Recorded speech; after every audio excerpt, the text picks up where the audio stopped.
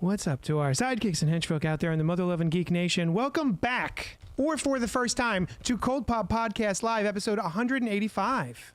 If you're new here, this is a place where we gather to discuss things we love, like movies, television, comics, evil mechanical appendages, and all the other things that scratch that nerdy itch. Tonight we are broadcasting to you live from Young Junk HQ. Young Junk!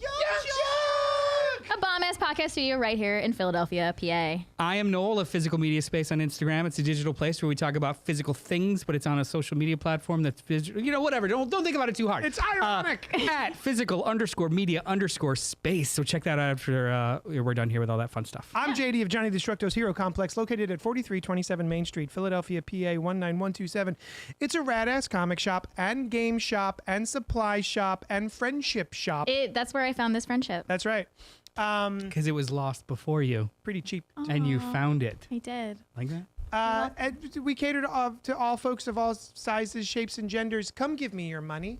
Yeah, give him your money. Not in that order, though. If gender over size or... It doesn't matter. Just as long as you're giving him your money, I don't care. He doesn't care. Sentient shapes that walk in with finances. Yeah, that's exactly. Oh, and hey, I'm the infamous Alice of Inside the Morgue, where investigators investigate the accuracy of fake investigations in movies, television, and sometimes video games if they don't make me throw up. And we also want to draw your attention to our producer, Noah.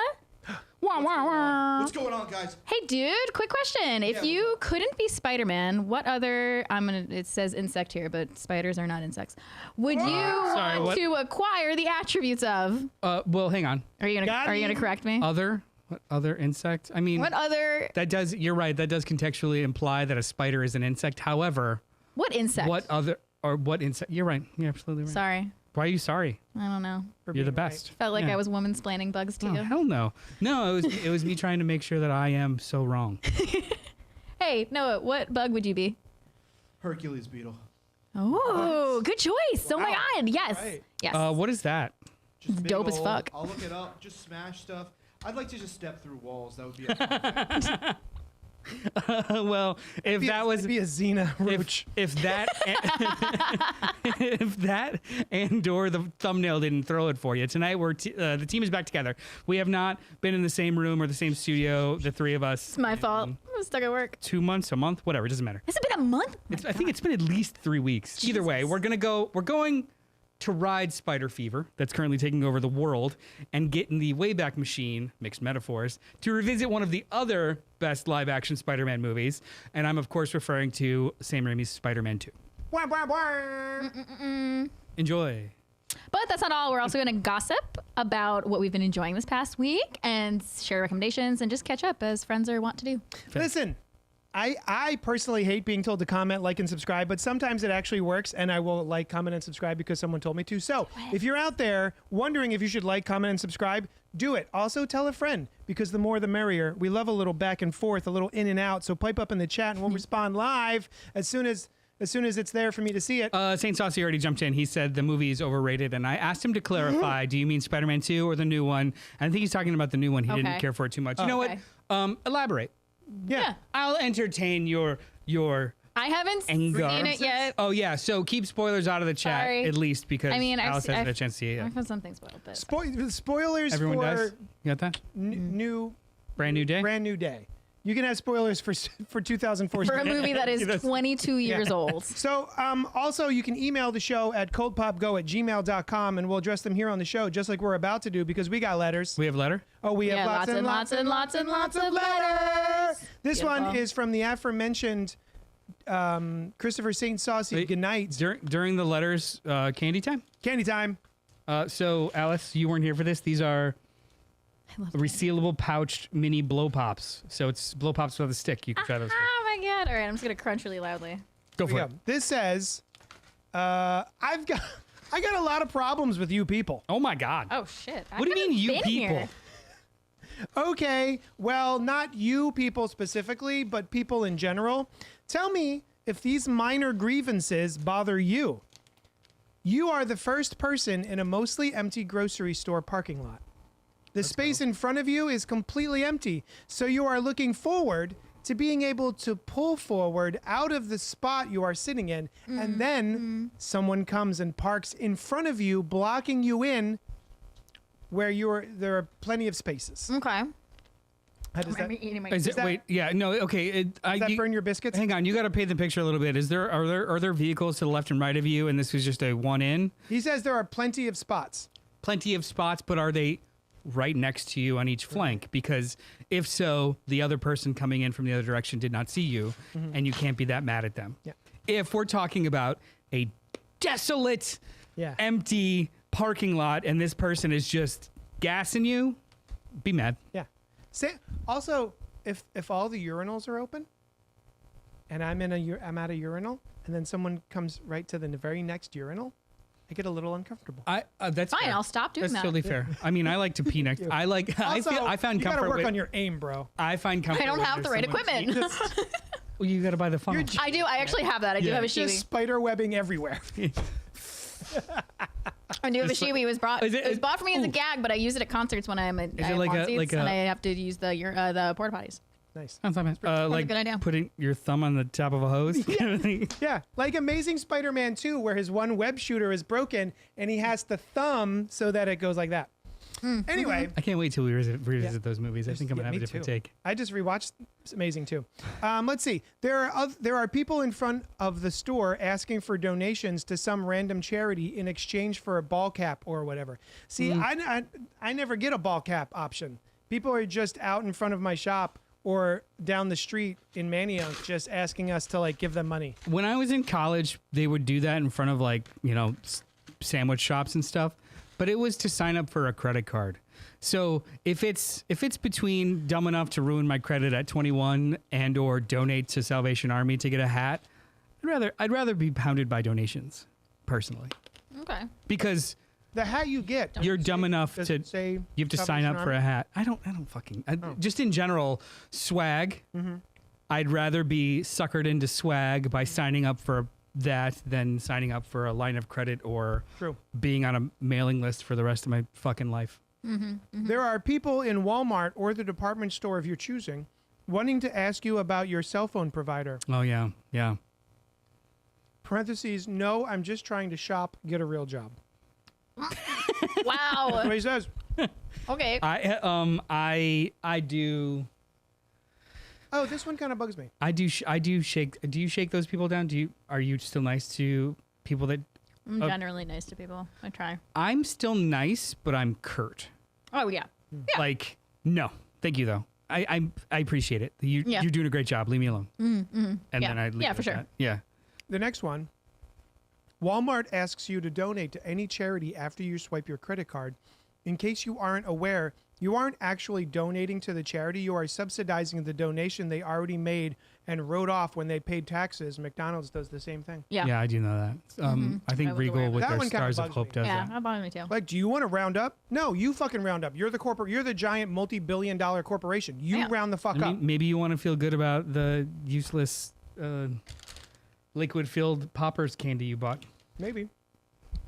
Speaking of, McDonald's asks you if you are using their mobile app instead of just letting you tell them. Yep. McDonald's asks you if you would like anything else after you have finished placing your order. Bro, I told you that's it when I finished. McDonald's asks you to pull forward instead of letting you wait at the window for a very basic ass meal. He's got a lot. Is this your Festivus list? Oh my God. Are we airing grievances? Hold on.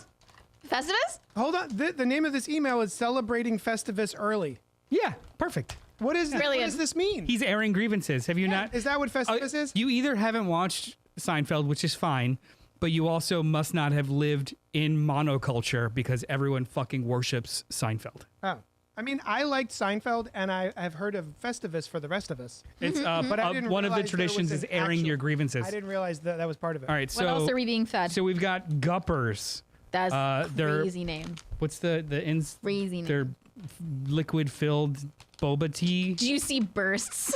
Yeah. So here's the I flavors. love a juicy burst. Matcha, vanilla, milk tea, or strawberry. Strawberry.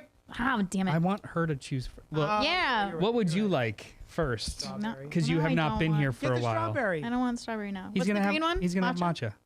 I want to do matcha. No. You want milk tea? I'll want do. milk tea. Give me matcha. Vanilla? My wife loves matcha. You want matcha? I want matcha. It's my You guys favorite. just fucking. You know what? He'll try it, baby bird it over into your. Exactly. He's got. And Alice was never on the podcast. You guys again. are the same fucking person. It, He's it, not. it sends me so constantly. The message that we were texting and he answered. All right, so I'm gonna skip a couple. People who block parking lot or road exits at a stoplight. Oh yeah, that drives me nuts. Oh, you know what drives me nuts in the same vein? Don't know how to eat. Yeah, me neither. People, blanket, forgotten how to drive. Great. When somebody is making a left-hand turn, like I'm at a stop sign and someone's making a left-hand turn I don't know. into the road next to me, you have been instructed from inception to make those turns wide. Otherwise, you would encroach into the front of the car that's waiting there. Everyone just hugs the fuck out of it. I can't open It's it. filled with your fucking spit now. It's not filled with. It's covered with. Here. It's different. Ew. Did you got it? See, you're an adult. Ew. It's, I got the it's one brain cell that goof-filled. we shared today. You know what? I'll keep talking while you guys figure that out. I don't want. It's filled with something. Can we get a close up of I've, this? do you are you gonna bite the top and see what's inside, or are you just gonna house it like I feel sushi? like I gotta see what's in there. Well, be I careful. also still have gum from the other candy you just gave me. Here, I don't they recommend literally it. give you a container. Anyway, You got any left? It doesn't. yeah, bro. There's one more. Do you want milk tea or vanilla? All right, here it goes. Milk Ew, tea. why are you fingering it? Oh, that's disgusting. I'm showing the people. If you could stick your head out here, I'll toss it to you. They're gonna take us off YouTube now. Here he comes. You want to use a come hither motion. No, it's not. I like how we could just pay Noah with candy. All right. Anyway, what else is going on? Is it good? That's it. Is it No, this disgusting? is terrible, and I hate you for giving. Well, I got more at home. Are we gonna learn Shibari at the Hero Complex? Okay. All right, I Thank hate you. this. Thank you for the email, Christopher saying Do you so. want to try it? Yeah, instead of opening up a new one. Yeah. That was the Ooh. email. It's so bad. It smells like dirt. I hate this so much. It tastes worse. Oh, I can't even focus. This is how you welcome me back? It's definitely matcha. Is it? I don't think it is. Yuck. I Well- like matcha. No, I'm trying. Can you open up the vanilla for me? Oh, Hey, God. Noah, can we Yes. see the chat, please? All right, so that I was regret the all my portion of the choices. show wherein we Hang go wildly off the rails. I've got some of the St. Saucy elaborated. I'm sitting in a desolate parking lot, no cars near me whatsoever, and a car came and parked right in front of me. That's weird. Yeah, it's weird. Sam said, "Hi, friends. Hi, friends." Hi. Eddie, Eddie, hello, everybody. Welcome to the chat, guys. Ha, ha, ha. I saw season 2 finale of X-Men 97. That's from Eddie. Eddie, I am only like 2 episodes into season 2. I heard it's fantastic. I can't wait. same. Sam got these candies from Ocean City, New Jersey. go. So thanks, Ocean City. And No. Pink Apocalypse. No. Hey, Pink. Do you Yeah, I guys love you, but have this is right turn terrible. on red over here? Yes. Mm-hmm. Yes, we do. Thank goodness. Oh, my God. But I they think we don't. should also have but they turn don't- on left on red. They don't in Jersey. Turn on left. Turn on left on red. yeah. That's how it said. It's the feels I- like slime. No, my guppers was delicious. I never want to experience that again. It smells good. Which one's that? He just went for it. Well, no. All right. So Oh, this is God. the portion of the show wherein we get our shit together and I start asking my friends, lovers, and compatriots what was popping for them this week. I'm not. I'm not his lover either. No, it's my wife. She's at home. Hey, honey, what's popping for you? you asking her as well? Okay, Alice, what was popping for you this week? It was a show called Off Campus from 2026 on Amazon Prime. You can just keep saying my things. Sure. Sure. Hey. Oh, with do you want- tomatoes of 91%, audience 88%. I hear that it's about love blooms between a music student and the university's star hockey player, exploring love and the complexities of adulthood through deep friendships and penetration. How- And enduring bonds. You guys don't have to mock the things I enjoy We're my not first mocking. day back. Not mocking Fucking it. There's so much pent up. So you had said In other words, off previously campus. You were watching I finished Heated Rivalry. Heated Rider. And I emailed about that. It was one of the weeks that Yeah. I wasn't here. Loved Heated Rivalry. Fantastic. You set this up, by the way, I with did. hey, I I watched another horny hockey show. I So watched it's another like- horny hockey show. I did. I love that horny hockey show It's a is now a funny subgenre. bit. It's a funny bit. No, it's good. I mean, I feel like we just yes handed it. Yeah. Yeah. The bit. Oh, we did. Yeah. You yes ended it. How horny was it? This one was less horny than Then This one feels more. Heated Rivalry. Looking at the trailers, this one feels more YA Yes. than Yes. smut. Yeah. this is. I mean, there's tepid still rivalry. some. still some, but yeah, definitely more YA. Yeah, my sister enjoys Off Campus, and when she came to visit this weekend, we sat down and we watched the entire show together, and it is fantastic. It was really cute. I really liked it.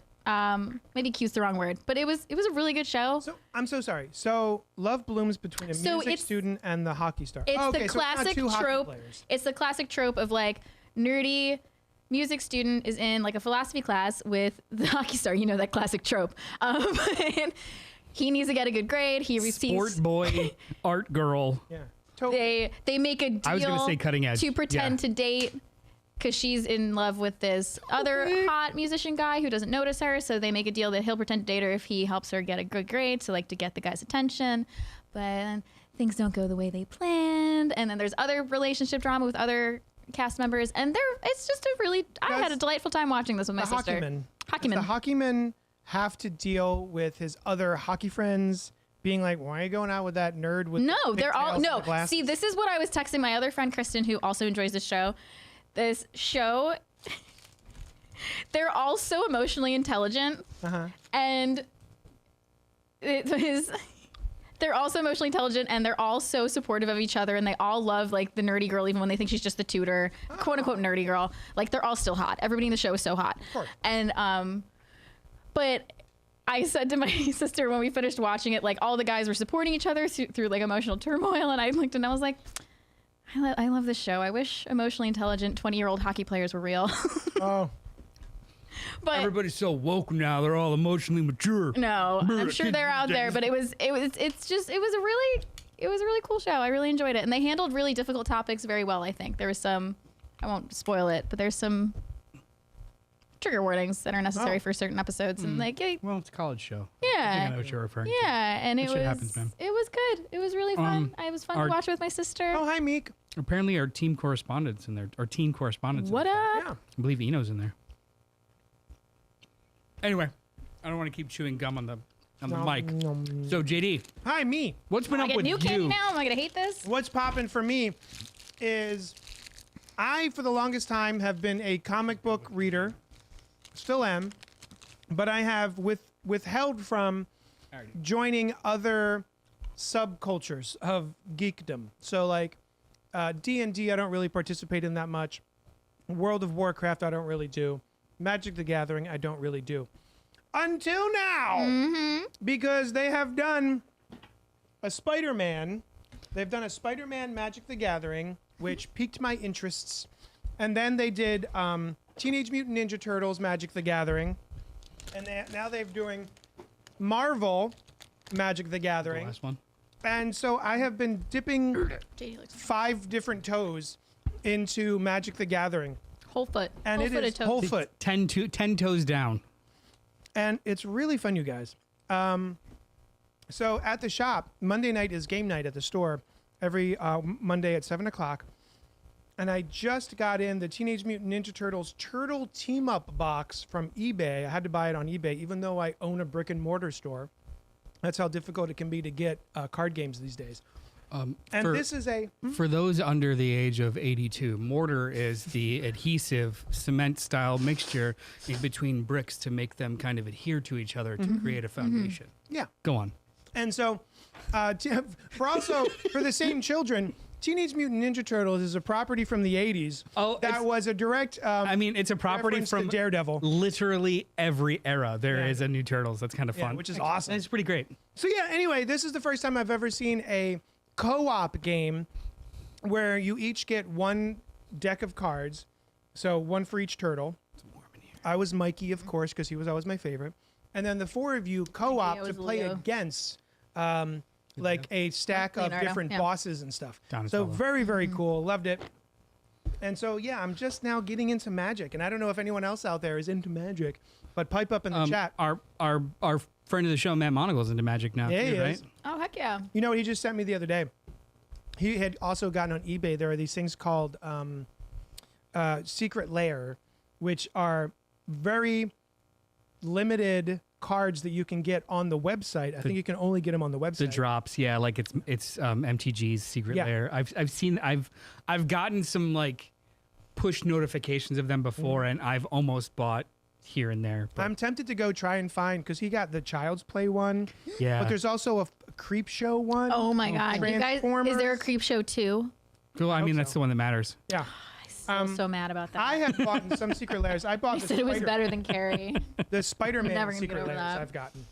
They're very cool. Pink Anyway. Pink is making fun of me. Noel's up here Mason-splaining to us. That's good. That's good. Bravo, Pink. Vicious Marshmallow has also been in the chat. X-Men stuff. Do you think Victor Story should be Bobby Drake, Iceman? Is it Connor Story? Sorry, Oh. rivalry, Naked Boy. There's a lot. Connor Story, Iceman. Ooh. Is he too old for that? I think He's 25. Oh, then maybe not. Yeah. Sorry. Also, that question was from someone else, not Vicious Marshmallow. Yeah. Apologies. Can we scroll down just a I've got it here. What was the question? Amazing show. What's up? Do you guys have a right? Mr. Charlie. Charlie E was the one Ah. asking about the action figures and stuff. So anyway, hi Charlie E. I love your love. Yeah. As somebody that willfully will not get into this because I know that it's a rabbit hole I'll probably drown in. I enjoy watching you do it. Thank you. Yeah, I really do. I've been having a lot of fun playing on Monday nights, and every so often a customer will come and because I bought my first Commander deck, which is a 100-card deck. That was my next question. Can you really quickly, what's the what? Like, these are beginner boxes. Do they include commander decks? What is a commander deck Commander versus deck boosters? is a 100-card deck. Crash course right now. Which has, like, I have the Doctor Doom Commander deck. So Doctor Doom is the commander of that deck. And he sits separate from the rest of the deck. And you can plop him out and do different things and then send them back. And then it's a whole different But mechanic. what's all in the deck? It's a bunch of like spells and Okay. Doom bots Okay. and other creatures and, And stuff. they're, that, like, they're, do you order, like, do you put it in a specific order or it's just shuffled and that's, Shuffled. okay, cool. it's shuffled. What's a booster pack? A booster pack is. Oh, do I have one? Oh, I have one in the turtle. Open the turtle. I have a one booster in the pack turtle. is basically a pack of cards which has usually maybe 12 cards. They look like There they this. Uh-huh. And you buy one of these, and these are all randomly inserted. So if you're looking for a special card or you just want to like take your deck of cards that you already have and supplement them and swap things out with better cards, you buy booster packs hoping that you'll get better cards. Very nice. Actually, this reminds me of something. I have a surprise for you guys next week. Next week we're doing Hunger Hunger Games 2. Eno's going to join us, and Nice. I have something for us all to rip. So yeah. Anyway, Love to rip things. I'm not selling anything. I'm just explaining that I really. But you enjoy can order and hope Yeah. at Next- JD's Hero Complex. Located at 4327 Main Street, Philadelphia, PA. Next 19127. week, I have a box of Hobbit. They're doing Hobbit cards. Oh my Hobbit drop. God. So yeah.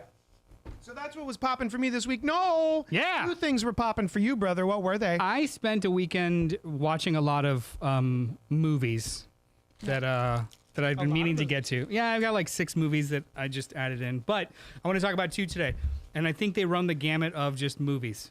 So the first one is The Protector from 1985, directed by James Glickenhaus. No Rotten Tomato score, Wow. because there are only 4 official reviews. Audience score of 44%. So listen to this description. 2 NYPD cops are sent to Hong Kong to catch a drug lord who has kidnapped the daughter of his former associate. That's This it. is a Jackie Chan movie. Oh. Don't mind me. Here, check it out. Oh.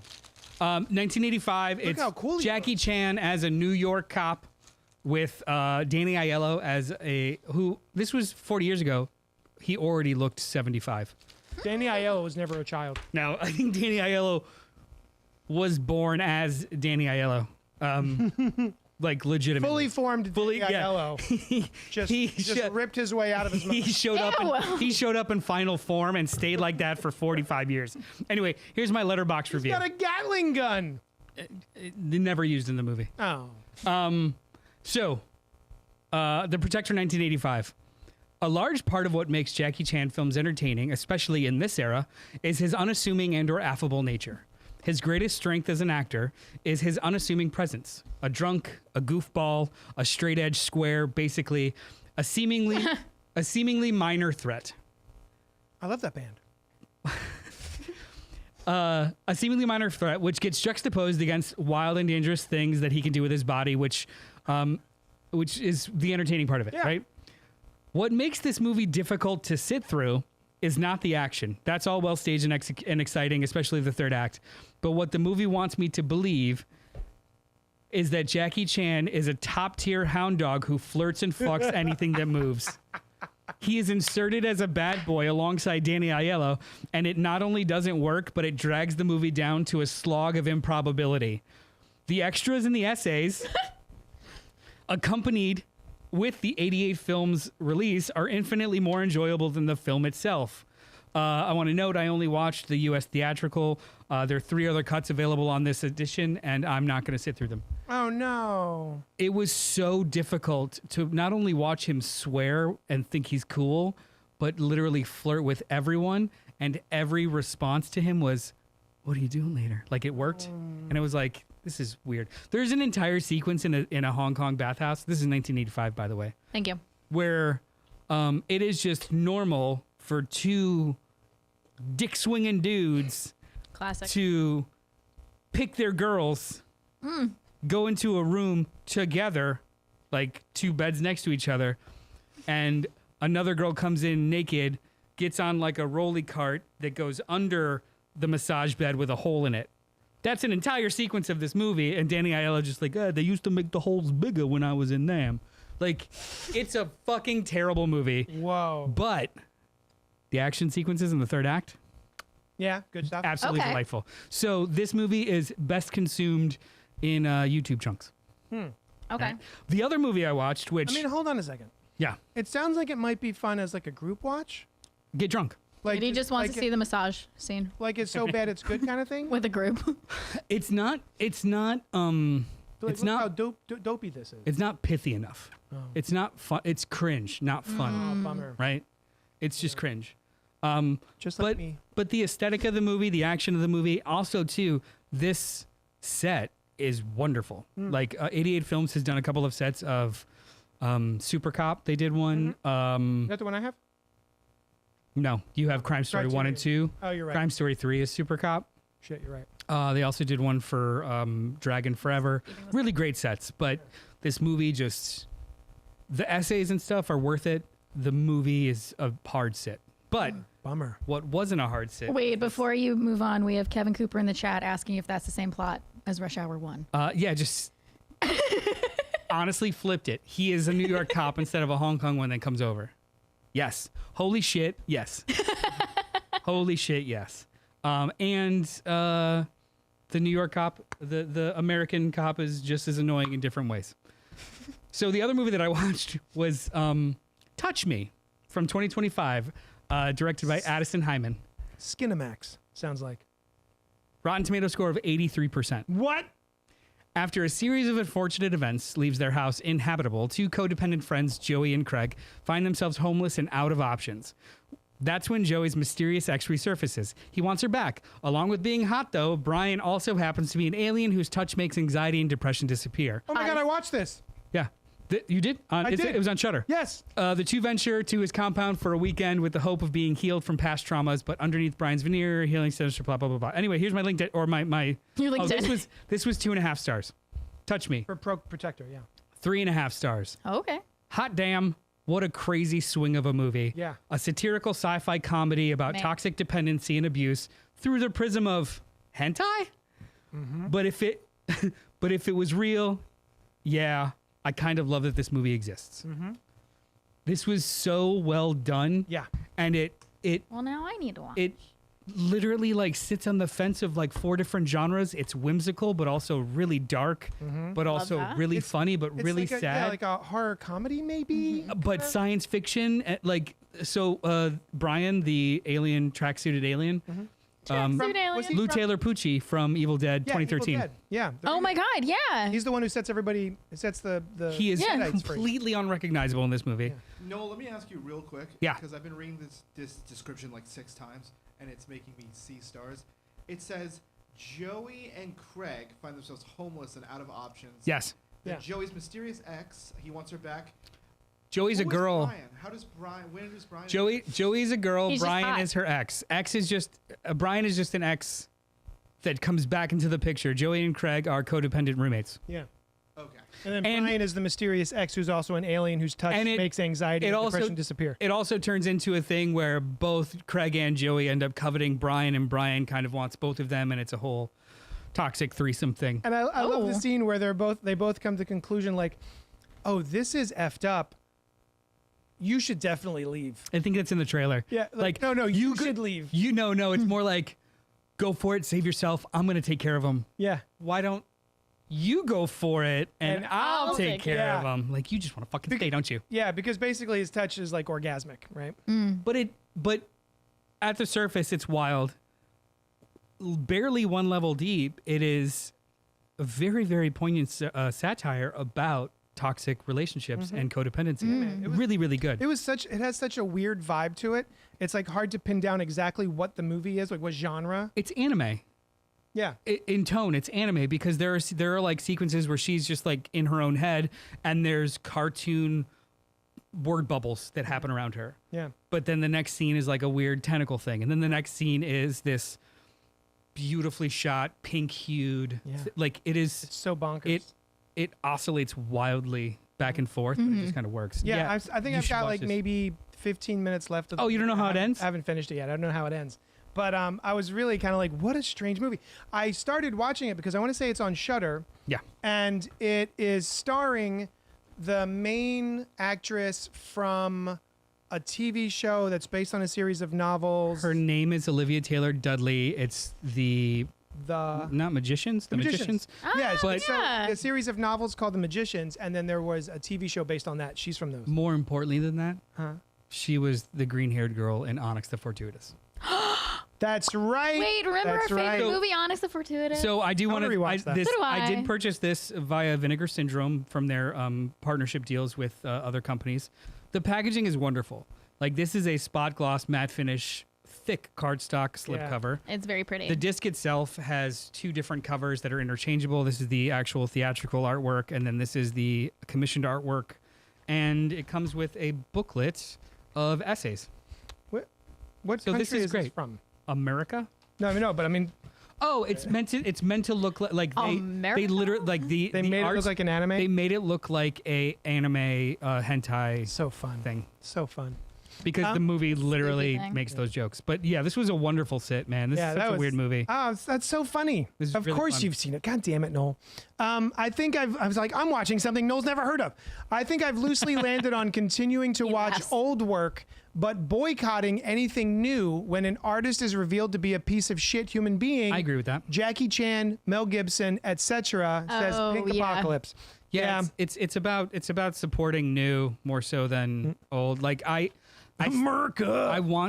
I genuinely want to revisit, and I've got the 4K Lethal Weapon because I think it's basically a modern masterpiece. And I'll do that. But if Lethal Weapon 5, Cradle to the Grave Yeah, comes out, not gonna bother. I probably won't bother because not only will it probably not be good, I just don't care to support it. My Mel Gibson I'm not even asking other people to not support it. is I just don't want to. Payback. I love Payback. The Renegade cut is the best cut. Oh, I haven't seen the Renegade cut. Yeah, that's where he's an actual asshole the whole time. Oh, I gotta Yeah. do that. Test audiences didn't like the movie that the Parker character was Yeah. mean to everybody, so they kind of gave it a little bit of softer. Oh, I gotta watch that. Yeah. Anyway. Yeah. So yeah, that's awesome. That's so funny. That's everything. All right, did we do it? We did it. We did it. That's what was popping for us this week. Let's move on to our main review, which is Spider-Man 2 from 2004, written by Alvin Sargent, story by Alfred Goff, Miles Millar, and Michael Chabon, directed by Sam Raimi, starring Tobey Maguire, Kirsten Dunst, James Franco, Alfred Molina, and Rosemary Harris. Rotten Tomatoes has it at a 93%. audience score. What? 82%. When a failed nuclear fusion experiment results in an explosion that kills his wife, Dr. Otto Octavius is transformed into Doctor Octopus, a cyborg with deadly metal tentacles. Ah, it all comes around. Yeah. Doc Ock blames Spider-Man for his accident and seeks revenge. No, he doesn't. That's not what happens. Anyway, meanwhile, Spidey's alter ego, Peter Parker, faces fading powers and self-doubt. Complicating matters are his best friend's hatred for Spider-Man and his true love's sudden engagement to another man. Hate that. So, this is one of our retro reviews. We're going to talk, like, we've all seen this movie before, Yes. but we rewatched it with fresh eyes. Yes. We're going to talk briefly about production. We're going to talk about our personal experiences, soundtrack, because there's a kind of a banger It's a soundtrack banger in this bitch. soundtrack, and I'm so stoked. about Critical it. response, and then just wrap it all up with if anything has changed for us, because I think we can all walk into this movie saying top 10 or top 2 Spider-Man, top 3 Spider-Man. Like it's like there are 9 live action Spider-Man movies and 2 animated theatrical releases. So This is still up there for me. I kind of put the until the Spider-Verse is over, it's animated movie. Like I don't consider Toy Story in the same breath as Gone with the Wind. Like they're just like 2 genres. So it's hard for me to lump that. Like I don't know. Either I way. will. Toy Story and Child's Play though, but same movie, Same Same movie, exact. basically. Yeah. Same exact. same genre. Because they come alive. Anyway, so let's get into the production of this movie and how No. effing quick it About was. pre-production. Okay, sure. Immediately after finishing Spider-Man 1 in 2002, director Sam Raimi signed on right away. They literally announced the sequel the weekend, the sequel being greenlit the weekend of Spider-Man 1 release. Because it made all the money. Because it made all the money. Made so They much also called their shot, made 2004 release. Boom. In April 2002, Sony hired Al Gough and Miles Miller to write a script. Do you know why? Is it because of Smallville? That is right. Sam Raimi and Laura Ziskin were fans of Smallville. Nice. I try. So the creators of Smallville wrote the first draft of this movie. They titled it The Amazing Spider-Man, the character's main comic book title. The film was given a budget of $200 million. Adjusted for inflation, that's like, I don't know, $7 billion today. Yeah, that sounds That right. sounds right. That's That sounds like exactly math. right. 22 years ago, that probably is that probably All right, is now I somewhere in need the to know. $350 to $400 I'ma look million it up. budget. Just adjust 200 million for inflation for me from May 2004. No, 2002, because that's when they adjusted the budget. I can type. Don't worry. No, I can't. No, I'm talking to myself. I'm struggling over here. So that's April. In May 2004, David Koepp was added to co-write with Gough and Miller. No real reason was given. However, Koepp originally wanted to do the Gwen Stacy and Harry Osborn story, and then killed Gwen halfway through the movie. That's wild. That would be a wild choice. Which would have been bonkers. But then when you hear about like Fincher wanting to like skip origin stuff when he was in charge of the other movie, but All right, I have an answer. yeah, what is just for inflation? It's lower than I thought it would be. It is 353.58 million. Oh, That's Avengers Yeah. budget level. Yeah. So Amazing Spider-Man was ultimately a placeholder title, which we have learned. Other titles that were considered. Do you want to guess some of these other titles? Have you read some of them? We're looking Spider-Man them up. No More. You were looking them up right before we started. Did you look them all up? I did. He You cheated. piece of shit. Well, here, you do it. I don't You know don't remember them. It's not as fun. No, why don't you tell us, JD? You looked it all up. Spider-Man Unmasked, Spider-Man No More, Amazing Spider-Man. No, that was never a real title. And what was the other one? Spider-Man 2 Electric Boogaloo. That's right. It's actually Spider-Man 2 Lives. Yes. Was it 2 Lives or Spider-Man 2 Lives? Because the whole theme is about his 2 lives. Oh. You want to hear? Well, then they should have spelled out TW. Do you want to hear a dumb story nobody asked me? I remember when I was at a comic shop, when I was in, as I was a wee laddie, I went into Comics and More in the Roosevelt Mall, and I went in, and there was a guy at the counter who looked like a metal dude with like super long hair and like all the belts and buckles and stuff. And there's a book right behind the counter, and I was like, "Oh, hey, could I?" And I'm like fucking itty bitty, and I'm like, "Oh, can I see that book that says Spider-Man Lives? Lisa, Spider-Man, may I see Spider-Man. Oh, it's Spider-Man. Parallel. Is it Spider-Man Lives? Spider-Man Parallel Lives?" And he's like, "You mean Parallel Lives? Sure." Yeah. And that's when I vowed if I ever had a comic shop, I wouldn't be that guy. The it's not even subtext. The text of that is, learn to read, fucker. They're the same word. I just They are. yeah. Learn to read. Anyway, Go on. another writer in September 2002 was thrown on, and that's Michael Chabon. Yeah. Of Novelist. a novelist of Adventures of Cavalier and Clay. And other things. His draft was actually kind of weird. It included a younger Doc Ock who was infatuated with Mary Jane. and his Oh. mechanical limbs used endorphins to counteract the pain of being attached to his body. But then Doc Ock gets addicted to it. And when he's injured by two muggers on a date, that horrifies Mary Jane, and they battle with Spider-Man. His tentacles get fused to his body, and the fusion begins to kill him. Whoa. In the script, Octavius is the creator of the genetically altered spider from the first film. And he gives Peter an antidote to remove his powers. This means when Octavius is dying with his tentacles, he wants to extract Spider-Man's spine to save himself. Whoa. So it becomes kind of like almost like a codex kind of thing, like in Superman. Yeah. Wow. It keeps going. This leads to an alliance with Harry, which is a detail they did keep in the finished film. Beforehand, Harry and the Daily Bugle put a $10 million price on Spider-Man's head, causing the city's citizens to turn against him. Chabon turned his script in, and Sony was like, nah, fam. Just at all. So Raimi, knowing that production was coming close, he sifted through all of these scripts and literally picked out his favorite pieces, his favorite beats, and then hired Alvin Sargent to put it together into a cogent screenplay. All right. So that's why there's story credits and then a different writer altogether. Usually when you get like story by blah, blah, blah, they're still one of the co-writers. This was like a weird thing where Arbitration didn't give any of them the words, just the story credits, which is, a thing. So Raimi said that he took inspiration from Superman 2 for the story of Peter giving up his responsibilities, and then also Spider-Man No Way Home.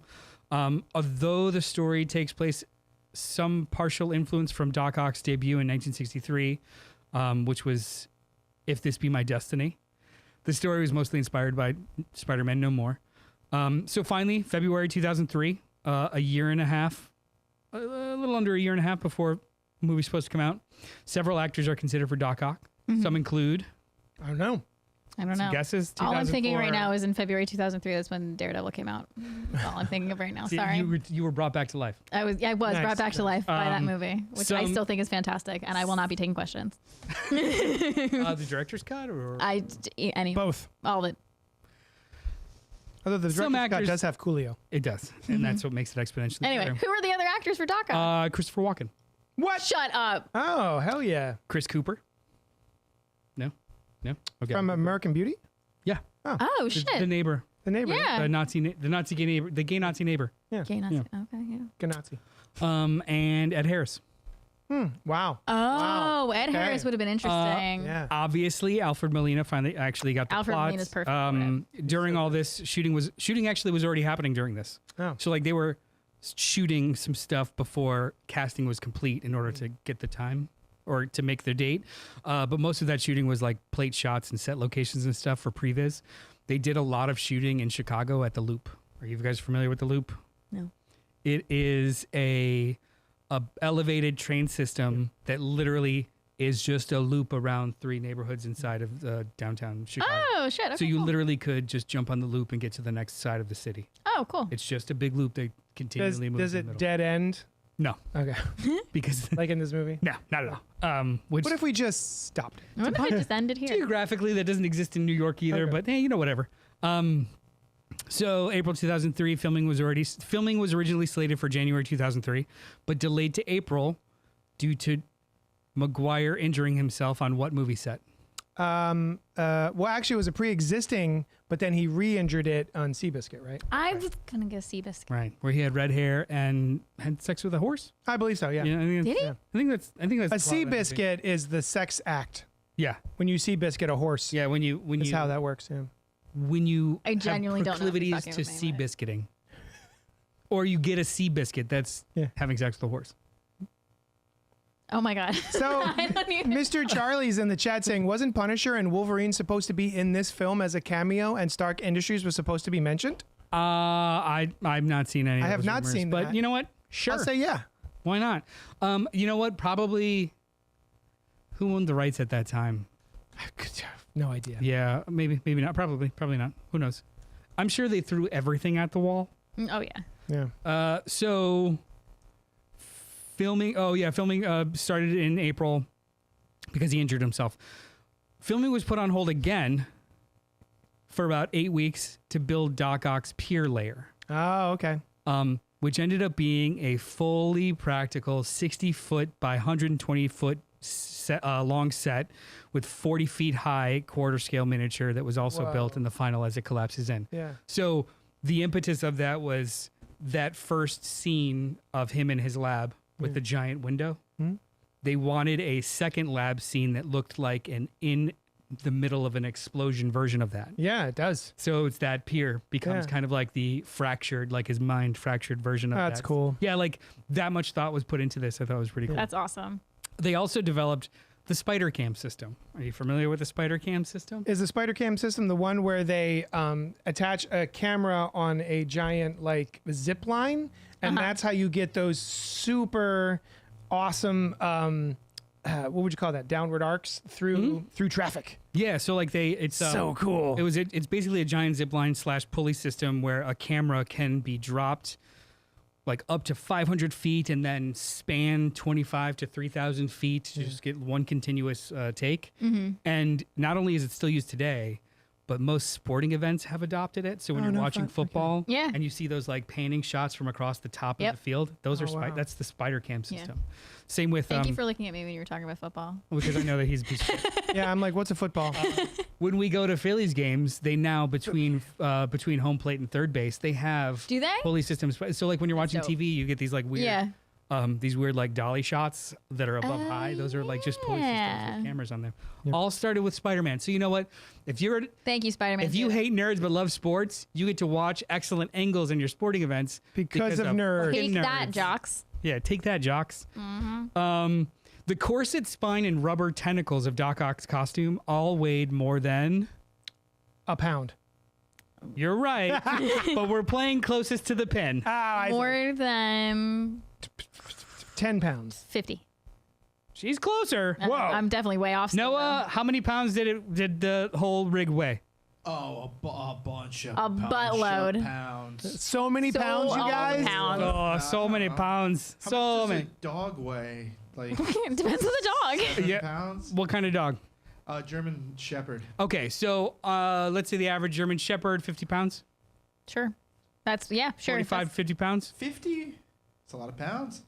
That's what it says 50. Roughly 2 German Shepherds. Okay.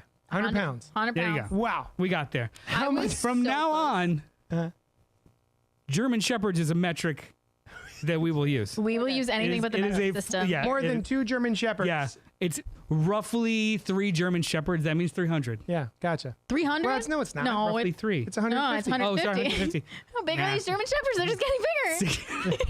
Fucking Godzilla Shepherds. You're eating German Shepherds. Anyway, so each mechanical death flower, which is the head of the thing, Oh.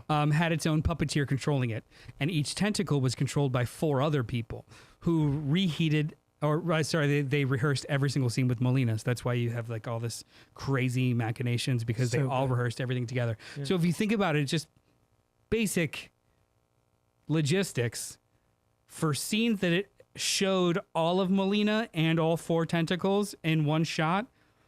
That's 16 people that are responsible for that performance. And I like how Wild. Or 17 people if we count Molina. I like how they were getting cocky about it. They were like showing off. What if one of the tentacles took off my sunglasses?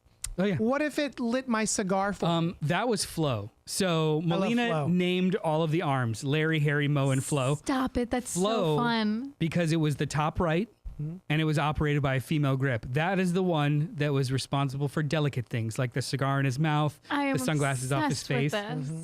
But just the practicality and the mechanics I of love those. practical effects. Each tentacle had its own personality and also its own like Yeah. uses. So like it would open up and then a little one would come out and a little thing, and, Yeah, then, yeah. and then a stabby thing, and Yeah. then. stabby thing. But also too the fact that like the 2 back ones had almost more like bracing style Yes. pincers, and the other ones had more articulate ones because of how it was supposed to be used. Either way, so cool. Perfect. It was perfect. each scene was filmed to see if CGI was even necessary. Okay. So they approached everything if they can make it practical, and then CGI would be applied later. Love that. So the mix Love that is so much. full creation. We like love puppets. there's only like 1 or 2 full creations in this Yeah. of him, But even that's not completely true because in most of those, he is holding a real person that they have like superimposed in. So there is no like pure digital two things touching each other. Yeah. It is like maybe full digital him, but actually Kristen Stewart, or sorry, Kirsten Dunst Twilight? Anybody? Oh my god. doing that, like being tagged Are along. you an adrenaline junkie now? Like in the moon. Spider Monkey and Spidey Man. Spider-Man and Spider Monkey. Spider-Man. Filming completely wrapped, which is reshoots in February 2004. Movie was coming out like 3 months later, but all of those effect sequences were already like in the can or almost done because they started filming 2 years prior. So in December 2003, the first teaser trailer for Spider-Man 2 was released with screenings of what big movie came out in 2003? Daredevil. I just talked about it. December 2000. Bigger for the world Star Wars. than for you. Star Wars. No. Dang it. Bigger for the world than for me. That's a lot of things. No. You are the world. Oh. Aw, thanks. But it's not Daredevil. It's not. No, it's not Yeah, Daredevil. it's not Daredevil. What came out in 2003 that was bigger for the world? Was there a Harry Potter that came out that year? You're in the No, right vein. no, that didn't come out in December. You're in the right Oh, we're walking to Mount Doom. Oh, Lord of the Rings. Which one? 2003? Return of the King. Yeah, it's the last one. Yeah. Return of Yep. the King. We A got second trailer was released in 2004 shown during what very popular reality television series? No idea. Love Island. That's not. 2004. my 2000. guy. When was that? When was Love Island? Not 22 years ago. Wasn't it? Oh, I'm thinking Temptation Island. That wasn't Island. even that? Big Brother? Big Brother? Close. Real World. More of a competition show. Survivor. Keep going. God damn it. Same format, but just My a different God. thing that you're surviving. Oh my God. Now I'm blanking on all the reality shows. Who do we hate right now? Oh, Fear Factor. Who do we hate even more right now? Oh, The Apprentice? Yeah. I was like, Joe Rogan, we hate him. Temptation Factor. Island was 2001. I was close. Sure. A couple years ago. close. So, honestly, that kind of like it for all intents and purposes, it was a pretty smooth film process. I mean, Like, 2 years, that's crazy. That's the wild. fact that this movie only had a 2-year turnaround to be in the state that it was released in meant that everyone was on their game and there were few hiccups. There were still some hiccups. They had to push off production start, but instead of stopping everything, they did everything else with special effects stuff, and like it seemed as though it was pretty smooth. And honestly, I mean, all of Sam Raimi's movies, like I guess when your college experience is like making Evil Dead movies with $4 in your pocket Dude. Yeah. and building your own camera rigs, having $200 million of studio money to make it work You know seems what it is? doable. It's the suit and tie and the hat. Shows up with suit and ties, man. Every time. So that is production. Can I bring up something that was brought up in the chat before about the Punisher possibly making a cameo? Do it. Apparently, that was a rumor, an urban legend on the internet. Somebody thought the end scene with her running that they saw someone who looked like Thomas Jane, who played Frank Castle in fine. the 2004 Punisher, Yep. was back there. But apparently, that was proven to be false. So next time, but also, do love Charlie. the 2004 Punisher. What? So also, Charlie, next time you want to throw out, No, I was Rumor-mongering. excited. I thought it was true too. But maybe you should check Snopes. So, Am I with Snopes? is that a thing still? I don't think so. Maybe. MIB. And honestly, I'm looking at this picture and it does kind of look like Yeah, Men in Thomas Black Jane. too. So maybe the the internet's wrong about it being wrong. I'm going But to choose to believe that Frank Castle was there. Mr. Charlie, it is a lost opportunity to name Flo Shemp. I get that reference. What and else? I love What you else? for it. Something in the Evil Dead movies was called Shemp. What was that? They called Shemp every like third thing. Like What was that, Shemp? Shemp was the person that had to hit you in the scene, the extra that did this thing, the gag of like the Deadite that was this. It's a Shemp. It was just a catch-all It's a Shemp, phrase. yeah. Shemp. Yeah. What I wonder is how they made one niche film in under a year after the first, and they both look awesome when a film nowadays needs 3 years for the film to look decent. There's so many. So Is it because So many. absolutely every single thing is CGI and all of our CGI artists are overworked and underpaid? well, I'm sure. just my guess. More so, less about that process, but related to that process. Pre-production was longer and execution was like Toit. concentrated, Yeah. and post-production was a little shorter because it would happen concurrently with production. Now production starts and it's faster, and they just fix things in post, and they add things, and they recreate the experience after all the things are shot, and then have to go back and reshoot.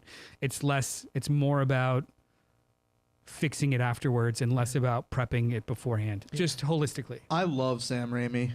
Dude, the Sam I really Raimi, do. Yeah. Sam Raimi of this movie was just the Sam Raimi of it all. It was so good. Since I was like 12, he's been my favorite director, and I don't think he's been topped. Yeah, Christopher Nolan's great. Yeah, Spielberg's perfect. Sam Raimi's just the dude. He's the guy. So He's the guy. it's funny because Sam Raimi's been your favorite since you were 12. He's been my favorite, one of my favorites since I was 9. But because of Spider-Man, Whoa. I did not know about Evil Dead until I got much older. And then and now going back and watching Spider-Man 2, I'm like, oh my god. Like I was saying That's a before, lot the of one Evil Dead. scene when we're in the POV of the tentacles. tentacles, I'm like, oh my god, this is like the Deadite going through the woods. Like I was like, oh my god, and the chainsaws and Bruce Yeah. Campbell, and I'm like, this. it So good. feels it's so validating as a viewer when you start to notice visual themes that are carried over in different Yeah. genres and different like Yeah. aspects. Throughout the oeuvre. even in the first movie, his transformation sequence, Yeah. the animated like screaming face and skull and Yeah. stuff, that was directly ripped from Darkman Yeah. Yeah. through 5 years prior. Yeah, love that shit. There's one scene that I'm sorry. I'll let you. No. I'm done. My section's done, so we'll move on to you guys. After. The coffee shop scene after the car crashes through, and then they stand up and they hear him stepping in the distance really loudly, and it just like zooms in closer to them they're and like, like whoop, jolts closer. They're like, whoop. what is that jolt? And I'm like, oh, this is so good. This is a horror movie. even- this even is a I horror think movie that's my shot. favorite. I'm always glued directly to MJ in that scene because she's like She's like reacting to she's the trying clump. to find out. She's like, look, every What time is there's a that? zoom, she's like looking somewhere else a little bit. Cool. What makes that work even more is the fact that we get to see the car land, Yes. and then they stay in the shot. So it's this intense sequence, all CG of them like twirling, but then we see the car finish flipping and then falling, and then they jump into frame, which allows that cut yeah. to be even more believable because It's they're so good. placed. The scene, the shot places them explicitly in the aftermath, and you're able to like hone in on it, as opposed to another director might actually like cut to it hitting the wall, cut to them getting off the ground, cut to their faces, Yeah. and that, like, No. but no, he It frames was the fuck out of it, perfect. and then just Tightened tighter. it tighter, tighter, Yeah. tighter. It Awesome. was So fun. so good. I love this movie. That and the Yeah. surgery scene. So good. I've got. Tell me about the soundtrack. Tell me about the release. Sorry. You do soundtrack. Oh my god. Okay, I'm so excited to talk about the soundtrack. Let's go through some of the bangers that were on the soundtrack. Yeah, totally forgot Vindicated was in this until the credits started rolling, and I lost my fucking mind. I confessed at the dashboard. Sorry, I confessed at the dashboard. Yeah. So let's go through the soundtrack. So Vindicated by Dashboard Confessional, Good stuff. Ordinary by Train, Did You by Hoobastank, Hold On by Jet, Gifts and Curses, Yellow Card, Woman, Maroon 5. This photo is Proof, Taking Back Sunday, Long Island staple, by the way. Shout out to my hometown. Taking Back Sunday is one of those bands where like, oh, I absolutely know they exist, and I know I've heard songs. Yeah. A lot of them. I like Taking Back Sunday. Can't name one. Yep. Same. You definitely, I know I've heard them. You could. I've probably even seen them live. you probably have. You They probably, probably so been have to I. my home. But I bought I'm Mr. in Sunday Taking a Back drink. Sunday. I bought him a Her band. drink, and we hung out. It's really But offensive I if you're not a fan of my can't- band. I'm a fan of you. I'm in I the had no band. You just didn't even notice. I didn't even know because I don't see beyond the talent of the music Or color. or faces. Yeah. I'm face He's face blind. blind. I didn't know. I can't tell you guys out of a crowd unless you talk. Even then. Even it's like you sound a little My bit. voice a little You know what I high. miss? When I lost my voice a few weeks ago, no, I had no idea who it was. I was like, don't touch me, stranger.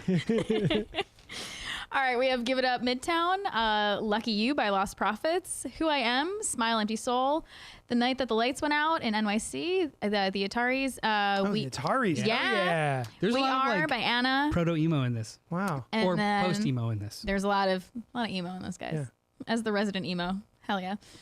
Someone to Die For by Jimmy Necco and featuring Brian May. And then there's two Danny Elfman, Spidey Suite and the Doc Ock Suite.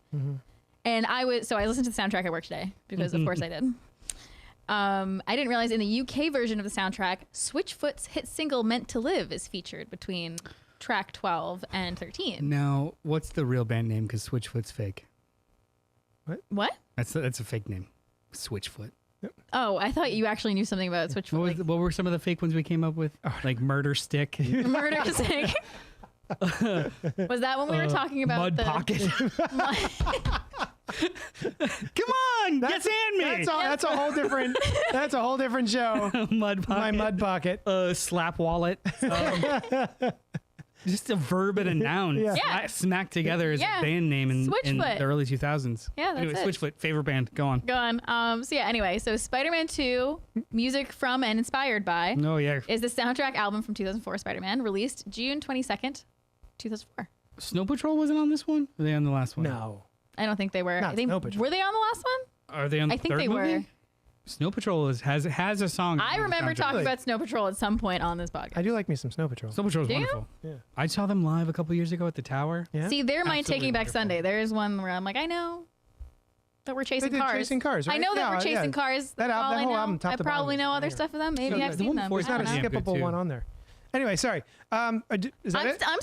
Go on. Oh my God. Go On off. Queen. So the whole album reached top 10 in the US album charts and top 40 in the Australian album charts. Vindicated by Dashboard Confessional reached top of a world composite soundtrack chart in June 2004 and the top 20 of a composite world and US modern rock chart. Of course it did. Yeah, of course it did because it's fucking awesome. It is. You know what? I'm not a giant Dashboard Confessional fan. I will They scream have, that song. Hang on. I agree with you. They have 3 songs that are evergreen, any emotion, any moment of the day, bangers that I will listen to all the way through. It's that, Vindicated, Hands Down, and Yeah. something else. Those are the top 2. I don't listen Mud to them that Wallet. often, but like the And- Vindicated comes on, I'm a different. Oh no, I'm not. a Mud different person. Slapper. Still Mud Slapper, yeah. And then my last thing. Hate it. There were some omissions from the soundtrack. Uh-oh. Three Doors Down single "Let Me Go" was originally intended for the soundtrack, but was withheld and instead featured on their third album, 17 Days. Good call. Yeah. Yeah. The song "Where I Belong" by Sia was earmarked to appear on the soundtrack, but owing I like Sia a lot. to a record label conflict, it was withdrawn. The single's cover art featured Sia dressed up as Spider-Man. Wow. Yeah. And the closing credits of the film featured a version of the theme from the original television cartoon, performed by Canadian crooner Michael Bublé. Oh, God damn it. I know. I've heard that a bunch of times. Yeah. Have you heard it? Yeah, of course. Oh my God, I haven't heard it. So it's not featured on the album, but it was released as a single to promote the film. Right on. All right, and now I'm done with sound. Nice. I'm in charge of the critical response. Roger, do the critical response. The Everyone big liked one, the big one that I Everyone could liked it. find was Saint- the Roger Ebert. St. Roger Moore of the Chicago Sun-Times. Go on. Roger Moore or Ebert? Roger Ebert. Sorry. Roger Ebert. St. Roger Ebert of the Chicago Sun-Times. That's right. He calls it heroically human. He gave this movie 4 stars back in 2004. Watching Raimi and his writers cut between the story threads, I savored classical workmanship. The film gives full weight to all of its elements, keeps them alive, is constructed with such skill that we care all the way through. In a lesser movie from this genre, we usually perk up for the action scenes, but wade grimly through the dialogue. Here, both stay alive, and the dialogue is more about emotion, love, and values, less about long-winded explanations of the inexplicable. It's kind of neat that Spider-Man never does find out why his web-throwing ability sometimes fails him. Kind of like a... Go, web, go. You've got shit on your finger. Yeah. You're just like... ah. Chicago Tribune gave the film 3.5 stars out of 4, and Mark Caro stated that Alfred Molina was a pleasingly complex villain, Don't and the disagree. film as a whole improves upon its predecessor in almost every way. William Arnold of the Seattle Post-Intelligencer gave it a positive review saying, "Forget Raising Helen and The Notebook. This is the movie summer's most touching young audience romance. Young romance." Audience. I fucked that up. This is the movie summer's most touching young romance. There it is. Doc Ock grabs this film with his quartet of sinisterly serpentine mechanical arms and refuses to let go. I couldn't really find any bad reviews. Everyone This seems is to love Because this there movie. shouldn't be any. It's a 93% Rotten Tomato score. You'd have to really dig Yeah. for reviews that are less than 2 to 3 stars. The Legacy in 2022, Rolling Stone ranked Spider-Man 2 as the second best superhero film of all time, Under? behind Black Panther. Oh. Rotten Tomatoes ranks it at a number 15 on a list of top 100 superhero films and ranked it 31st on its list of essential 2000s movies. Yeah. This film was placed 411th on Empire Magazine's top 500 movies Of all time. of all time.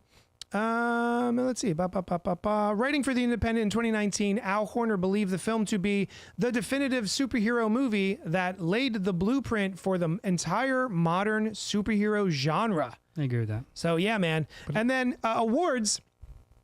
Academy Awards on February 27th, my birthday, 2005. Oh my God, just for you. It was nominated for Best Sound Editing, Best Sound Mixing, and Best Visual Effects. Did any It of them won an thank you? Oscar for Best Visual Effects. Did Dykstra thank you in his speech? He did. Because of my birthday. Dykstra, world-class renowned special effects artist, worked on the Star Wars movies, Yep. did all his Johns. Yeah. American Film Institute Awards got Movie of the Year, and the BMI Film and TV Awards won for Danny Elfman for the BMI Film Music Award. It's British, doesn't count. Anyway. Oh. Shots Also, fired. did you know that an extended cut of the film entitled Yeah. Spider-Man 2.1 was released on DVD on April 17th, 2007? The cut included 8 minutes of new footage with new special features not included in the original release, as well as a sneak preview of the then upcoming Spider-Man 3. I bought this. Oh, I have these movies on every format, but on both digital and disc of the 4K for Spider-Man 2 and 3, they have the 2.1 and the editor's cut, which is so fucking weird.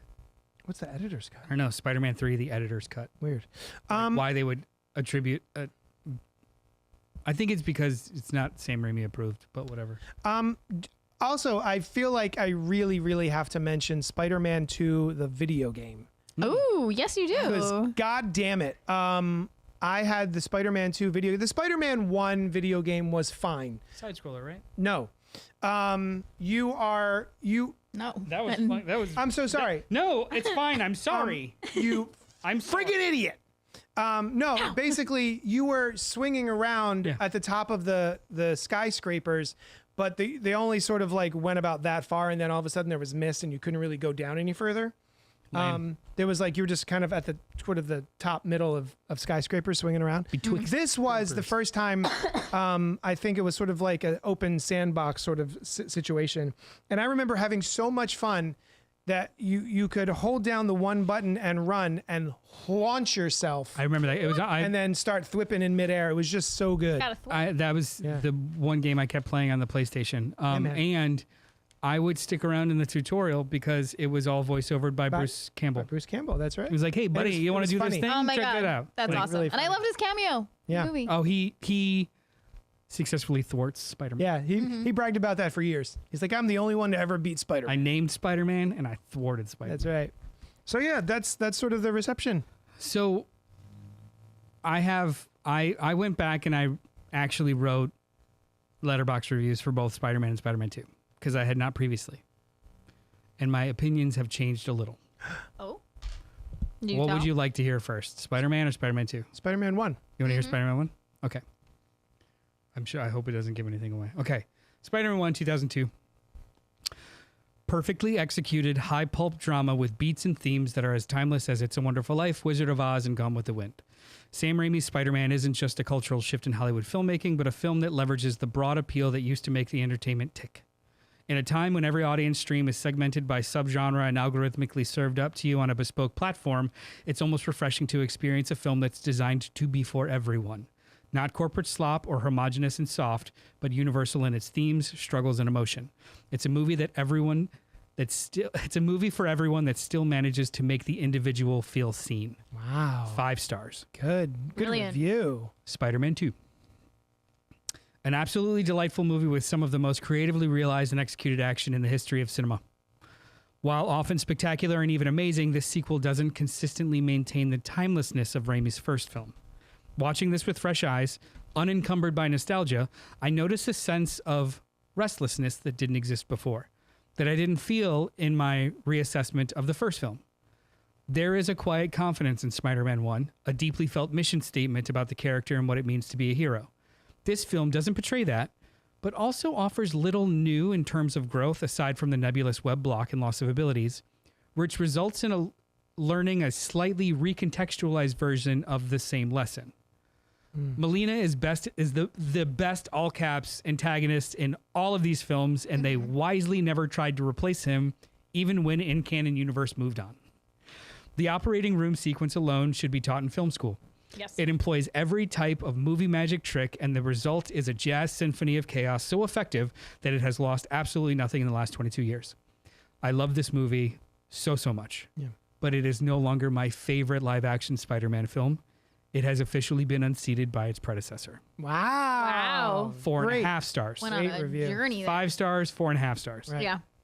This used to be my absolute favorite because I would just have visceral memories of the train sequence, of the operating room, of this. After 20 years of waiting in this genre, going back and reassessing this versus how I felt about reassessing the first one, this felt just marginally more by the numbers and less magical.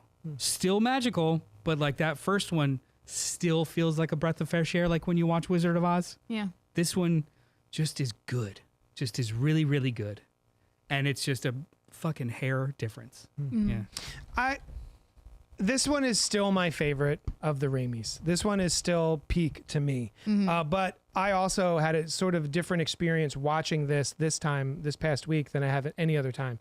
I could not explain other than it feels a little repetitive or wishy-washy, mostly between MJ and Peter. Yeah. And the back and forth that they have. But I understand it's by design because you're supposed to be just as frustrated with Peter as MJ is because he keeps fucking going back and forth on her. And then there is a sequence in this movie where he loses his abilities and he says, I thought there was something I had to do. I don't have to. I'm no longer an empty seat.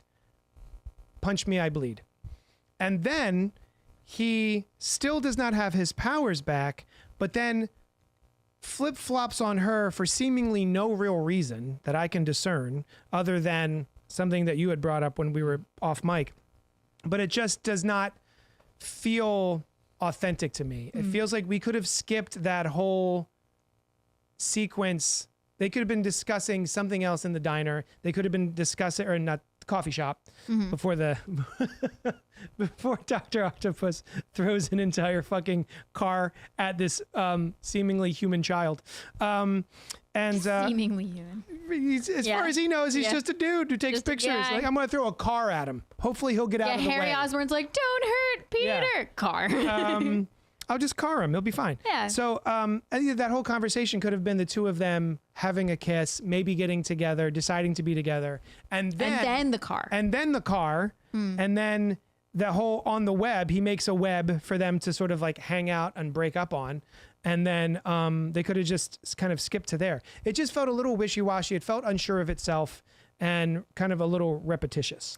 The rest of the movie is peak 5 out of 5 stars. I don't agree with that. Frankly, you're an asshole. No, Get out of the studio now. you're would've, could've. I don't agree with it only because I wouldn't change what they talk about in the diner or in the coffee shop because that's a sequence that is explicitly for Mary Jane. She has the control and autonomy in that. She calls him on his bullshit. That's true. That's for her, not for him. Yeah. He makes the point. choice. So I wouldn't change that. Yeah. If anything, I would change some of the wishy-washiness before that. Yeah. He does make. I do like that he makes the choice, even not knowing. That's like the hero thing. Even not knowing if his stuff is completely back, he still feels a responsibility to go Run back into to that buildings, life. burning well, buildings. yeah, Kind you had of. to save the little girl. So But you didn't save the person on the fourth So one. it didn't feel It felt It felt repetitive. Yeah. It felt redundant, Yeah. but it didn't feel wishy-washy for me. Okay. And then I got my mojo back was, to me, it was just like a giant adrenaline surge of his Spidey sense, just like flipped him out of it. Yeah. Yeah. No, she's in danger, Yeah. and he just breaks through it by his own sort of willpower. Basically. Right. Yeah. Yeah. That doesn't He had bother the me. yips, like we were saying. He had the yips. Him getting over his yips is totally fine. That's not my problem. It's just that whole little. But I love the conversation that she has, Yeah. and I love where she's like, "Kiss me," and he's like, Yeah, she calls him a bullshit. "What?" Yeah. That I Yeah. love too, yeah. She's like, "I just want to see something," especially since the scene right before that is She her had kissing her John upside down and being Upside like, down. "Eh, And he's like, I'm on the "Are moon. you up there with me?" No, I think fine. I think I'm too, in a back alley with Spider-Man. that does speak to why this dropped a half star for me, because there are some of the sequences, some of the character dynamics are just repetitions of character beats in the first movie. Yeah. And when I was a younger me, was touched by the dream sequence Where he talks to Uncle where Ben. he talks to Uncle Ben. Oh, yeah. This time, it felt less effective. Like I was more, it felt cheap.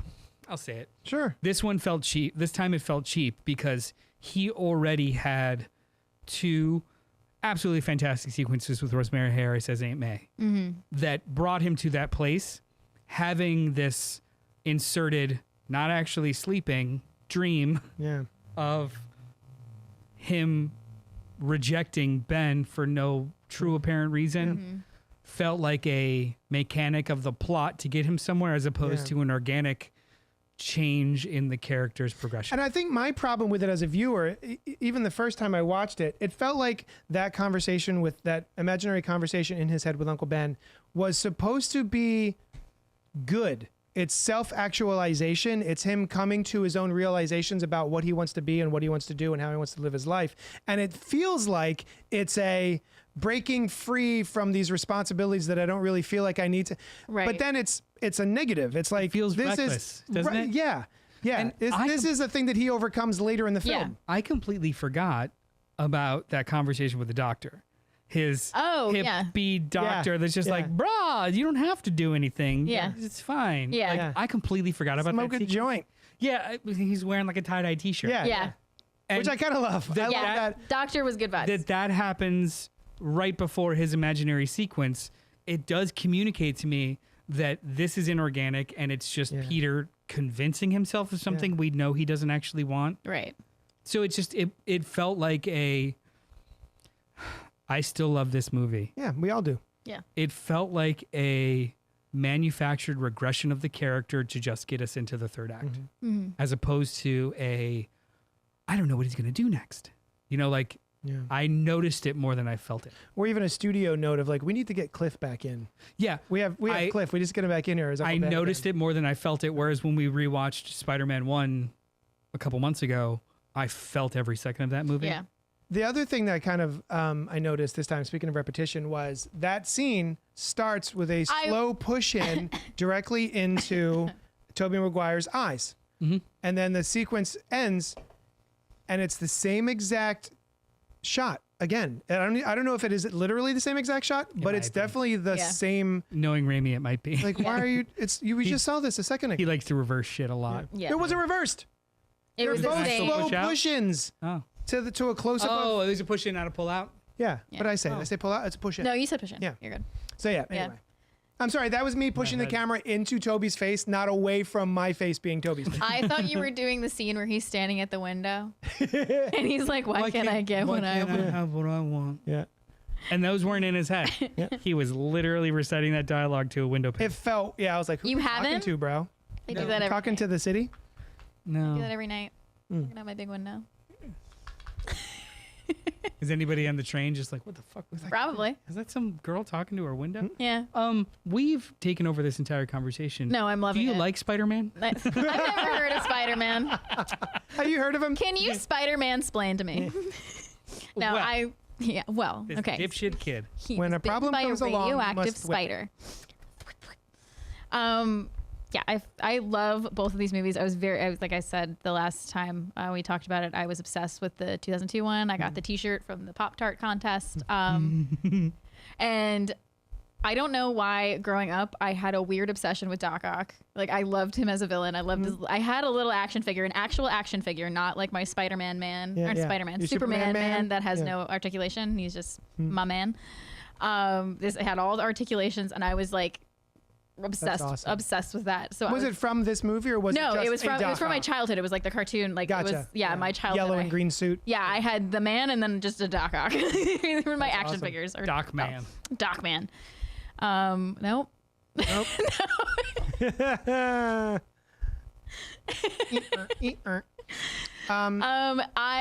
So I really love this movie. Even rewatching it, I was like, God, I forgot how much I love this movie. The operating room scene, I was losing my fucking mind. It's so good. It's just and it's so cool going back after now being a fan of Evil Dead movies and seeing Sam Raimi's work there, and now watching and like catching all the little Sam Raimi of it all, like the camera tricks. What? Go. Oh no, I just had a question for you guys. Yeah. I'm thinking about. I went through ups and downs with this movie. Okay. Where when it first came out, all the first two of them, when they first came out, I was all about them. I loved them. Blah blah blah. And then at a certain point in time, I started to look back on them as too cheesy, too kind of goofy and silly, and not taking it not very serious. Did you have a moment like I did with Twilight where like I was so obsessed with it still, but because people were like making fun of me for it, I was like, no. Well, frankly, I watch it ironically. It's like you both too are silly. weak. Yeah. No, it wasn't. I don't think it was because of other people. I think right. it was just. I look back on it like, oh, it's just too silly. No. Yeah. It's also extremely. What is the word I want to use? Earnest. Yeah. Yeah. It's really It's very earnest. Yep. And I was just wondering, how do you guys feel about it looking back? It takes itself so seriously at times, and it is very earnest and cheesy. Yeah. It's very cheesy. I've always loved the cheesiness of it. Yeah. I've always I love a little cheesy, some- earnest little yearning guy. You know that. I had to I love a yearner. re-love the cheesiness of it. To quote my favorite review, in a time when every audience stream is segmented by subgenre and algorithmically served up to you on a bespoke platform, it's almost refreshing to experience a film that's designed to be for everyone. Yeah. Not corporate slop or homogenous soft, but universal in its themes, struggles, and emotion. It's meant for everyone, but still manages to make the individual feel seen. That is only functional with pure earnestness. That is only possible with Yeah. broad, love conquers all style themes that everyone we relate to specificity. I have another question. Yeah. How do you feel about every other person in this movie, every other side character looking at Peter Parker like they know he's Spider-Man? What? That whole sequence with Robbie Robertson, I heard Spider-Man was there. Daggers. Daggers at Peter. I'm looking at you, Peter. Well, and then later Are on, we in Peter's mind where he thinks everybody knows? maybe. And then the conversation Unreliable with night Aunt reading. May Yeah. when she's like little Bobby from across the street or whatever is helping her pack. She's talking to Peter and It's like, we wish Spider-Man would come back. we miss Spider-Man. The world needs him. Peter Parker. Robbie, I think, is onto it. But everyone else in the movie just knows that he has a relationship with Spider-Man. Yeah. And then so I even think at it was the just end- that. And even then at May's the end, MJ is goes, smitten with him anyway. I think I always knew. Well, she with the kiss from the first movie. I give her that Yeah. credit. I'm just saying, there's a lot of sideways glances and people being like, yeah, maybe we know he's He's Spider-Man. not super careful about it. Yeah. This is pre-cell phone No. cameras true. too. I was going to say something that you had mentioned something you were talking about something. Isn't it nice that I don't hit you? It I is. just Yeah. ask for your hand. Daddy smacks No, we were just talking about out of love. the Sam Raimis of it all. The Sam Raimi of it all. Rewatch Multiverse of Madness. That was on my docket, actually. Rewatch. Oh my God, yes, There I do is have to rewatch that. So much Sam Raimi intensity in that movie. Yeah. There is a sequence where she, with a book, is fighting off time demons, and he puts a camera in the perspective of them swooping down at her, and she's like, ah! which is just like the tentacle. Yeah. candles. Yeah. I love that. Yes. There's yes. so much shit like that in Multiverse of Madness. It's just like Yeah. got so much more polish. I just wish it had I wish they took that one a little bit further. It feels like it's almost there, and it just feels like it needs a little bit more Raimi. You know, I'm not sure. Fair. I couldn't say I mean, exactly why. But I felt like it was held back just a skosh. I think it was held back not by. If it was held back, I think it was held back by expectation, not by execution. Because as just its own movie contained, I think it's wonderful. With the larger understanding that we're doing multiverse and the entire MCU 25 films in that'll inspire the next 30 films, it doesn't match. Like, it doesn't fit. Because even the title makes you think, like, we're going places. Like, no, they just hit like 2. Yeah. So I'm sorry. I'll stand for that movie every day of the week because we got dream possession of a zombie deadite. Using with a cape made of souls. Yeah. Yeah, man. Yeah. Gnarly as hell. Bonkers as Look, fuck. 10 stars. Yeah. 10 stars. And then You gives, did 2 letterbox reviews to give it 5 stars twice. And basically. And then gives a wildly earnest pep talk with half a face to the young America. hero. Yeah. Come on. So fun. No other director I only can pull that want shit off. my earnest pep talks with half a face. Yeah, he's just like, you can do it. Like half of his face is gone so and he's fun. got no lips to articulate. Absolutely phenomenal. Anyway, sorry. Anything else about Spider-Man 2? Go see it? It's so Go see it in theaters 22 years It's ago. so good. The web swinging in this movie. I remember there was a clip going around of me talking about the web swinging You forgot. of this not being quite as good as other ones. It's so I get sucked in. The web swinging is so fun. In this one more than the first one. Yeah. So in the first It's one, not realistic, but it's fun. Hey, I think it's realistic in its atmosphere because he hues everything very golden and very like Twilight It's a Hour. pretty movie. Yeah. It's so so like within the context of the movie, it's very Yeah. realistic. But if it was just like that's not an actual street corner. Anytime I see that But- sort of golden sunlight on any poster or anything, I always think of these movies. There's in the first movie, they did a lot of those swooping crane shots with the Spider-Cam and all kinds of stuff. But you were locked with Spider-Man. So like you swung through. In this one, they lock the camera and he swings through it. So you're moving, the camera's moving. So you're like, you are flying. It's almost like they do. There's a TikTok filter that maintains the frame on the. Yeah. It's like that where he doesn't fly through the frame. He stays in the center of the frame and you're flying through the city. So it has like an almost uncanny yeah. comic book panel feel to it that's just motion. The panel stays where it's at, but it's just motion, which was really effective. It's so My good. my favorite to this day is still, and I get chills every single time I watch it, is that train sequence where he goes through the bridge. He go whoop, Yeah. and then also the one where he through the moving truck. Yeah. Between the truck and the truck bed. Yep. He goes fwink right through it. He skates right through it. It's so good. Awesome. Great movie. Yeah, man. What a bonkers movie. I love this movie. And you know what was a huge deal to me at the time? I did not expect this at all, was the fact that Harry finds out Yeah, at the that end, he just. multiple people find out that Peter is Spider-Man Yeah. in this movie. And I was flabbergasted at the time. Yeah. There was a visceral applause. So the way that they reveal it, like he's having a conversation with Doc Ock and then he turns around and she's been watching the whole conversation and sees him with his mask off. Yeah.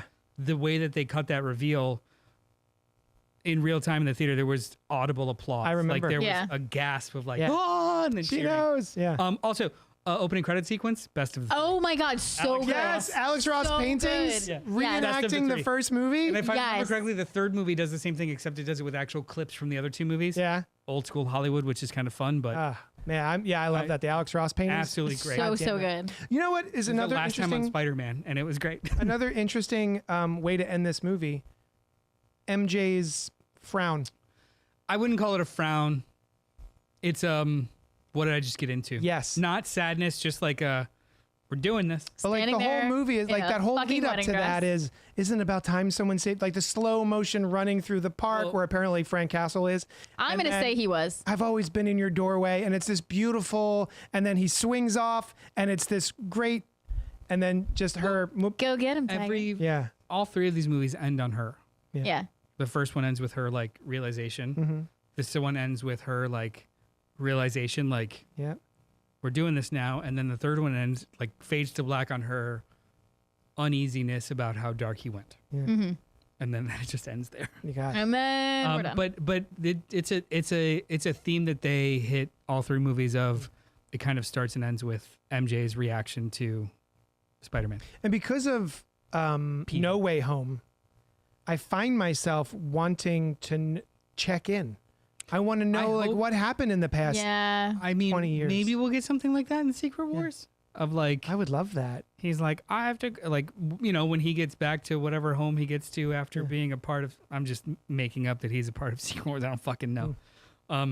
Maybe they back up a money truck to Yeah. Tobey Maguire's house and he gets like 2 scenes with other Yeah. characters. But like when he goes back home, he opens the door and she's just there or Yeah. something. Just That's something what I would was be nice. expecting at the end of No Way Home, Yeah. and the fact that they just disappear and there's no. Like, But I do show love MJ. I do love how in No Way Home he's very vague about it. Yeah. Like, I figured it out. You'll figure it Yeah. out. Yeah. Like Yeah. just like, Yeah, oh, took us a while. oh, Pastor John. Yeah. Yeah. Thanks for the good advice. hip champ. youth Yeah, pastor. yeah. You always dress like a hip youth pastor. Kind of. All right. Anyway, God, we could talk forever about Spider-Man 2. It's a great movie. Loved It it. is. Hey, go see it, guys. Yeah. Yeah. Go see If it. you get a chance, Yeah. Yeah. maybe. What's next week? Do we know? Next week, we Yeah. have a guest. Oh, Our teen correspondent is joining us for Alphonse. one of his favorite films and one of your favorite films. Yes. Catching Um, Fire. That's right. Hunger Games 2 Catching Hunger Games. Hunger Games awesome. 2. It's just Hunger Games Catching Fire. I think it's just Hunger Games Catching Fire. Cool. Hunger Games Catching Fire. Mad Max Saga. It is Katniss, a Mad Max or Katniss, a Hunger Games Furiosa. saga. Yeah. Hunger The Games Return, Catching Fire. Saga. That's a deep cut. Electric Boogaloo. back, Part 1. like a year ago, 2 years ago. I also have some like fun stuff for us next week. But yeah, we're gonna revisit. I think I've seen Catching Fire.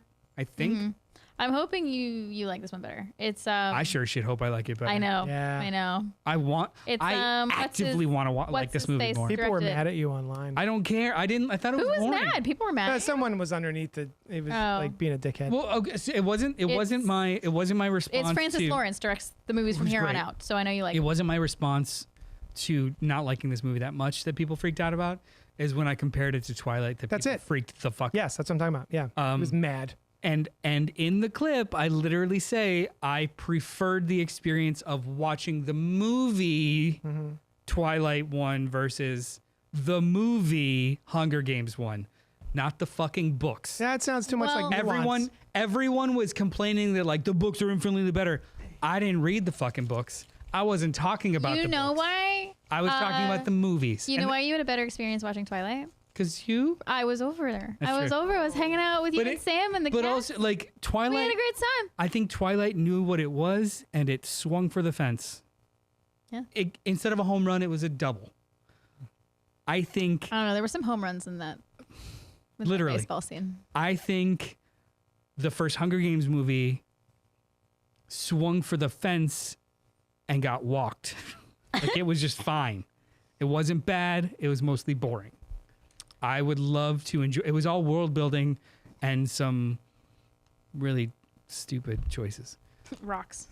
Yeah, Spider-Man 2, go watch it Spider-Man 2, go watch it and watch Catching Fire. Hunger Games 2. for next week. any opportunity to shit on Hunger Games, I'll take. Now, No. so again, Eno. I'm taking Eno to go see. Camp Miasma. No, there's a horse and everybody's inside of it. Seabiscuit. How does Sea Biscuit. We're gonna go see Odyssey Some horse. Monday morning as part of his birthday gift. Nice. Monday morning in IMAX, Hell yeah. and he's gonna spend the night with us. Sunday night, maybe we'll watch Hunger Games Fire Yeah. To- Catch that fire. Sunday night. Yeah. Word up, Home Skillet. Anyway, All right, right. thank you so much for hanging out with us. Thanks. And we'll talk at you later. Bye. what is this? What did you send me?